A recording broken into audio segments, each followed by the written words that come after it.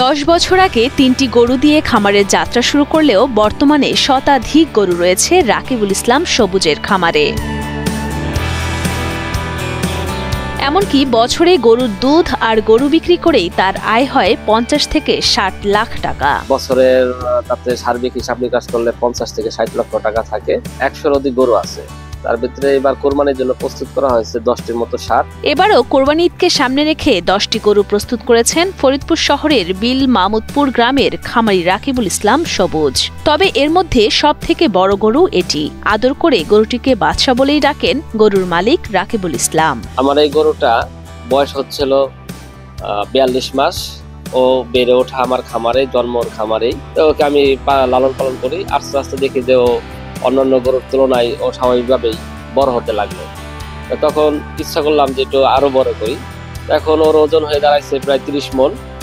তাই এখন মাশাআল্লাহ আমার কাছে মনে হচ্ছে আমার খামার তো দূরের কথা, ফরিদপুর জেলার ভিতরে সবচেয়ে বড় গরু। গরুগুলো দেখাশোনা করতে খামারে কর্মরত রয়েছে 6 জন কর্মচারী। প্রতিদিন ঘাস, মুসুরি, ছোলার ভুসি, ভুট্টা, গম সহ দেশি খাবার খাওয়ানো হয় এসব গরুকে। 3 বছর এই খামারে কাজ করতেছি। আমি যখন প্রথম আসি তখন এই ষাঁড়টা দেখলাম ছোট বাচ্চা, একদম ছোট বাচ্চা, কেবল দুধ খায়।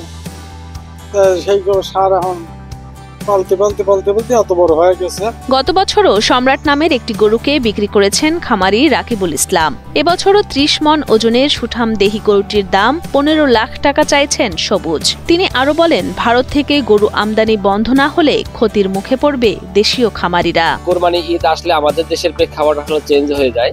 তা আমি চাচ্ছি এই অন্তর্বর্তীকালীন সরকারের দৃষ্টি আকর্ষণ করছি যাতে এই ইন্ডিয়া থেকে কোনো ক্রমেই বৈধ হোক আর অবৈধ হোক আমাদের দেশে যাতে গরু না আসে। কারণ আমাদের দেশে যে পরিমাণে গরু উৎপাদন হয়, কুরবানি দেওয়ার পরও অতিরিক্ত গরু থাকে।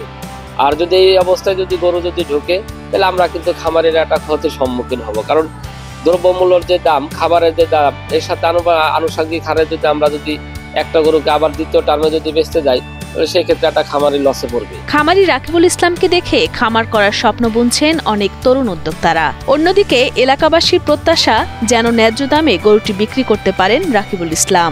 আমাদের এলাকায় সবাই আমরা অপেক্ষায় থাকি, প্রতি বছরে এই একটা করে বড় ভাই গরু বের করে।